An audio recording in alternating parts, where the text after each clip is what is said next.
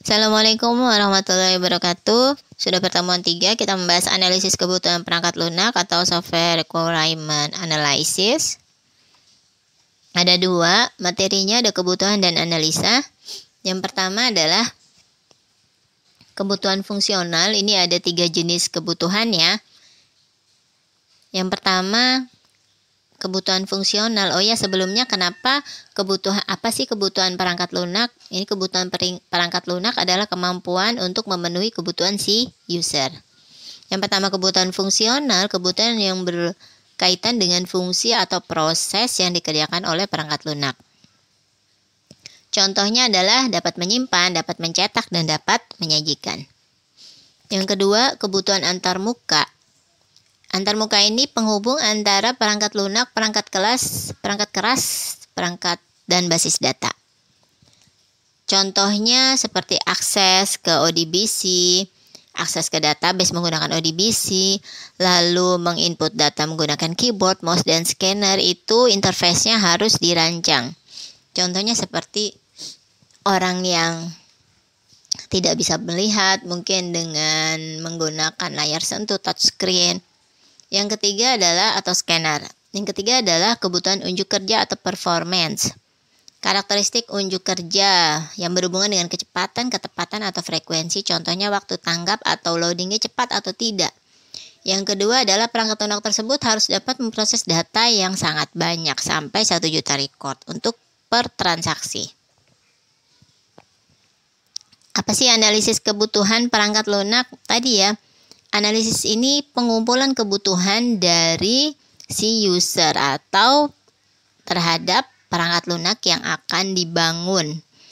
Analisis ini adalah aktivitas awal sebelum kita melaksanakan semuanya, dan apa saja spesifikasi kebutuhannya, yaitu fungsinya, performance-nya, lalu sumber dayanya, taksiran biayanya, proyek juga perlu dijadwalkan, dan sebagainya. Menurut Pressman, analisis kebutuhan memungkinkan pengembang membangun model. Sedangkan menurut Siahaan, analisis kebutuhan adalah klasifikasi untuk menyelesaikan atau memahami permasalahan. Kegunaan dan prinsip analisis kebutuhan. Apa sih kegunaan analisis? Untuk memodelkan permasalahan atau memecahkan permasalahan agar mudah dimengerti. Prinsipnya memang semua berbeda, tapi pada dasarnya sama. Yang pertama adalah menggambarkan informasi, apa sih masalahnya, ada informasi di dalam masalah tersebut. Yang kedua adalah definisi fungsi perangkat lunak. Yang ketiga menghasilkan model yang dapat digambarkan ke dalam diagram-diagram. Yang keempat ini implementasi, kalau sudah dapat semua lalu diimplementasi yang lebih rinci. Tujuannya apa sih tujuan analisis kebutuhan? Memahami masalah secara menyeluruh sehingga didapatkan pemecahannya. Yang kedua adalah menjabarkan definisi kebutuhan pemakai, hampir sama dengan yang tadi ya. Lalu ini definisi untuk memenuhi kebutuhan, lalu meletakkan dasar-dasar untuk merancang. Kan sebelum merancang harus menganalisis, berarti si analisis ini adalah dasarnya. Lalu kalian kalau mau membuat sistem juga harus mengetahui ruang lingkupnya. Tidak harus dibuat semua, tapi ruang lingkupnya misalkan di satu perusahaan ada pembelian penjualan, kalian hanya ambil yang penjualan itu boleh, agar analisanya lebih lengkap dan lebih fokus. Yang terakhir adalah analisis yang baik adalah dapat mengungkap hal-hal penting dari permasalahan. Jadi yang tidak penting tidak perlu. Kalau penjualan yang berarti analisisnya hanya penjualan, pembelian tidak perlu dianalisis. Kenapa penting analisis kebutuhan? Karena ini adalah langkah awal. Jadi kalau sedikit saja kurang lengkap, sedikit saja ada yang tidak sesuai, itu akan terjadi kegagalan dan akan dihasilkan kesalahan. Karena kesalahan dan kegagalan ini biasanya diketahui setelah akhir dari siklus hidup, yaitu implementasi, dan sehingga perlu perbaikan. Perbaikannya sangat mahal. Tahapnya yang pertama adalah masalahnya yang butuh penyelesaian. Kita cari masalahnya dulu. Contohnya seperti orientasi aplikasi, contoh inventory atau bisnis, contohnya membuat produk baru atau peningkatan produk, pemeliharaan. Atau bisa juga meramal produk-produk yang akan laku di masa yang akan datang. Itu kegunaan dari analisis. Setelah itu akan muncul ide-ide untuk mengembangkan perangkat lunak yang baru. Kalau kita analisis, diketahui permasalahannya. Dan analisis ini butuh direkam, dicatat di dalam spesifikasi kebutuhan perangkat lunak atau SKPL dan SRS. Ini teknisnya urutan aktivitas yang intinya adalah persoalan dulu, lalu kebutuhannya apa, diidentifikasi, didefinisi, lalu setelah itu pembuatan dokumen, contohnya dokumen penjualan itu ada pemesanan, mungkin saja dia by phone, lalu kalian dapat membuat dokumennya untuk mencatat. Lalu yang terakhir adalah mereview kebutuhan yang sudah diidentifikasi tadi. Dalam pelaksanaannya, nomor 1 dan 2, nah ini, ya itu betul dijadikan 1, itu menurut Yasin. Yang pertama, pelajari dan memahami persoalan. Nah, ini apa yang perlu dipahami adalah siapa pemakai, di mana akan digunakan, pekerjaan apa dari pemakai. Kalau pekerjaannya mungkin sebelumnya tidak mengenal komputer, jadi harus ada training. Lalu di mana perangkat lunak digunakan, nah ini juga dibutuhkan. Kalau misalkan di ruangan yang ber-AC itu bisa kapasitas lebih besar. Lalu siapa pemakainya itu butuh juga dari dan sampai tadi ruang lingkupnya ya.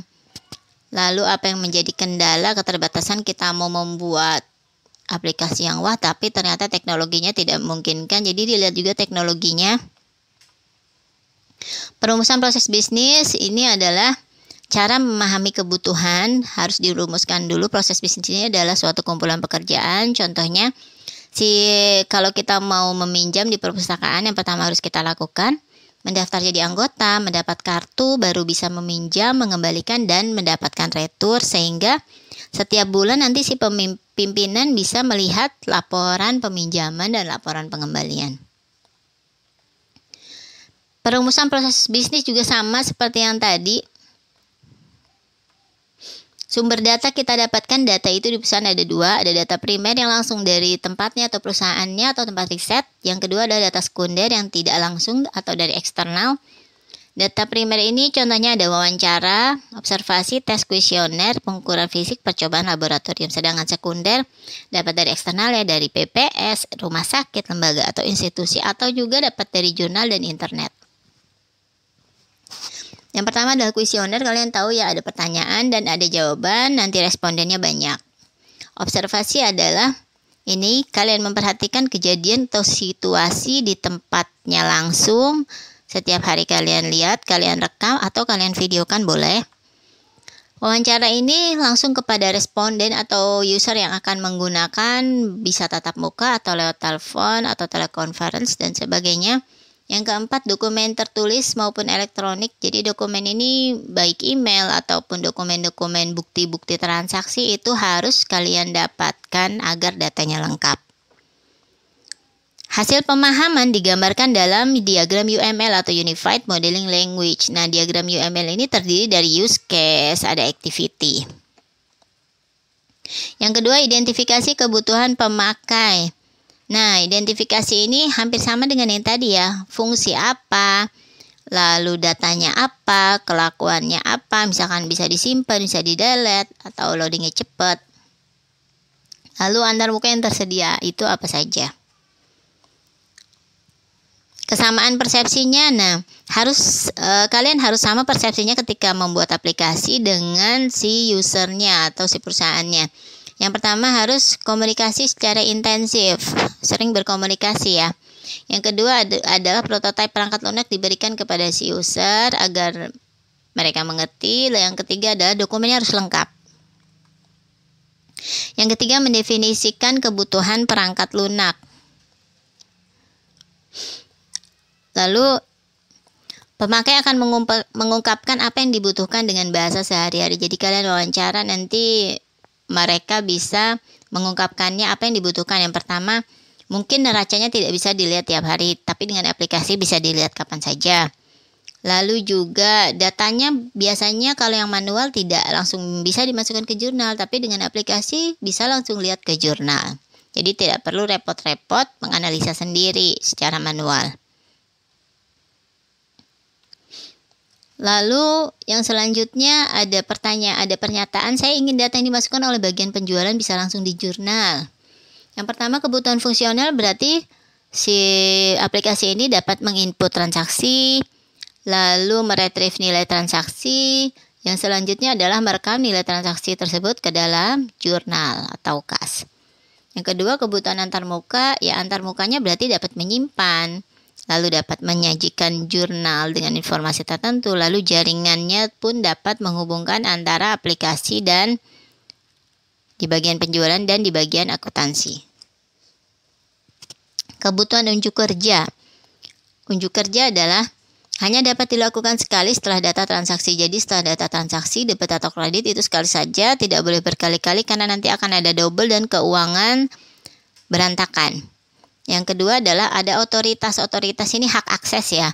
Jadi pemimpin ini dapat melihat mungkin laporan semuanya dan akuntansi, tapi kalau bagian penjualan tidak bisa melihat. Selanjutnya, kebutuhan menjadi model dan gambar yang memanfaatkan teknik analisis. Contohnya kalian bisa memakai diagram-diagram di bawah ini, data DFD, kamus data, spesifikasi. Ada juga use case dan UML. Yang keempat, membuat dokumen spesifikasi kebutuhan. Dokumennya namanya itu kepanjangannya SKPL. Ini adalah dokumentasi sangat penting, adalah tahap setelah kalian mendefinisikan kebutuhan, dispesifikasi. Harus lengkap dispesifikasi semua. Kalau misalnya di dokumen surat pesanan itu ada nama pelanggan, alamat pelanggan, apa yang dipesan, barangnya apa saja, detail barang yang dipesan, maka di spesifikasi kebutuhan pun harus ada semua. Kalaupun ada penambahannya sesuai kebutuhan si user, jangan ditambahkan sendiri.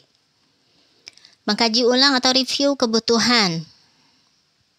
Nah, ini di review, kalian lihat lagi dokumennya apakah sudah lengkap, antara interface dengan dokumen aslinya apakah sudah lengkap, dan yang diinginkan pemakai apakah sudah ada.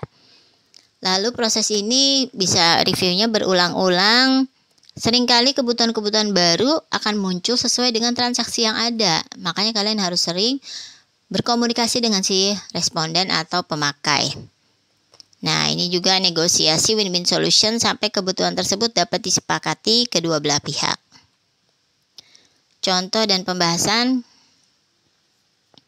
Ini pembelian, berawal dari bagian pembelian melakukan pemesanan barang. Lalu bagian pembelian mengirimkan surat pesanan kepada supplier. Lalu setelah barang dibeli diterima oleh bagian pembelian, maka akan dicek antar surat pesanan dan surat jalan, apakah ada cacat atau rusak. Lalu barang yang diterima akan dicatat dalam transaksi pembelian yang akan mempengaruhi stok dan akan membentuk jurnal. Semua transaksi dibuat laporan kepada pimpinan. Laporannya berupa pesanan, pembelian, dan retur pembelian. Jika ada yang rusak, maka diretur dan membuat surat retur ke supplier. Barang yang sudah diterima langsung dibayar dari faktur yang dikirim dari supplier untuk bagian keuangan, dan bagian pembelian akan mendapatkan info pembayaran. Ini proses bisnisnya ya. Seperti yang tadi saya bilang, kalau di perpus kalian mau minjam, kalian daftar dulu baru bisa meminjam. Pertama adalah perencanaan atau planning. Masalahnya apa yang dihadapi nih kira-kira? Kasusnya adalah sistem yang akan dibuat. Permasalahannya dapat menyimpan data dan dokumen. Intinya data-data tadi, surat jalan, surat pesan itu dapat disimpan. Yang kedua, membantu proses pencatatan keuangan terutama ke jurnal. Analisisnya pemakainya apa tadi ya? Sistem pembelian, bagian pembelian, pimpinan. Perangkat lunak yang akan digunakan di mana? Di sistem pembelian. Tadi memang semua itu menuju kepada sistem pembelian. Data dan informasi yang akan diproses tadi ada semua ya, data barang, data supplier, akun, pesanan, retur, dan pembelian juga laporan. Proses bisnisnya ada 3, ada pemesanan, ada penerimaan barang, dan ada laporan. Pemesanan ini bagian pembelian mengirimkan surat pesanan kepada si supplier. Lalu penerimaan dicek antara surat jalan dan barang pesanan, apakah diterima, apakah kondisi barangnya sesuai atau tidak, cacat atau tidak. Kalau cacat diretur. Lalu barang yang sudah tidak cacat itu akan mempengaruhi stok. dan akan masuk ke jurnal. Laporannya ini ada 3, diserahkan kepada pimpinan. Nah, ini spesifikasi dokumen masukannya. Ada surat jalan, fungsinya bukti penerimaan barang, sumbernya supplier, tujuannya tadi bagian pembelian ya, karena dia dari supplier, dikasihnya surat jalan ke bagian pembelian. Kertas surat jalan ini jumlah 1 lembar. Frekuensinya kapan diberikan surat jalan? Setiap terjadi pembelian barang itu pasti ada surat jalan. Bentuknya A1. A1 ini adalah lampiran, namanya A1. Lalu dokumen keluaran. Nah, ini dokumen masukan ya. Masukan ini adalah dokumen yang menuju ke bagian pembelian ke dalam perusahaan. Kalau dokumen keluaran ada dokumen yang keluar dari bagian pembelian. Contohnya tadi bagian pembelian memesan barang, surat pesanan, lalu keluar dari bagian pembelian ke pimpinan berupa laporan-laporan. Atau bisa jadi surat retur. Nama dokumennya retur, lalu sumber bagian pembelian ke supplier, karena tadi keluar ya, berarti sumbernya bagian pembelian, kedua supplier. Frekuensinya setiap terjadi retur barang. Kebutuhan fungsionalnya, nah ini dia. Ini spesifikasi dokumen keluaran sebenarnya masih ada lagi, masih ada surat pesanan, masih ada laporan-laporan ya. Kebutuhan fungsionalnya, bagian pembelian ini dapat mengolah data barang, data supplier, akun, pesanan, retur, transaksi pembelian, jurnal, dan laporan. Kecuali surat jalan tadi ya, tidak ya, itu adalah bagian supplier. Bagian pembelian ini fungsionalnya ini maksudnya yang dia kerjakan, yang aplikasi dapat diinput atau dapat dicetak atau dapat diproses. Lalu pimpinan hanya dapat melihat laporan. Sekian dulu kalian kerjakan, buatlah kelompok. Satu kelompok terdiri dari 3-5 orang dalam satu kelas. Boleh satu kelompok ini 3 orang saja.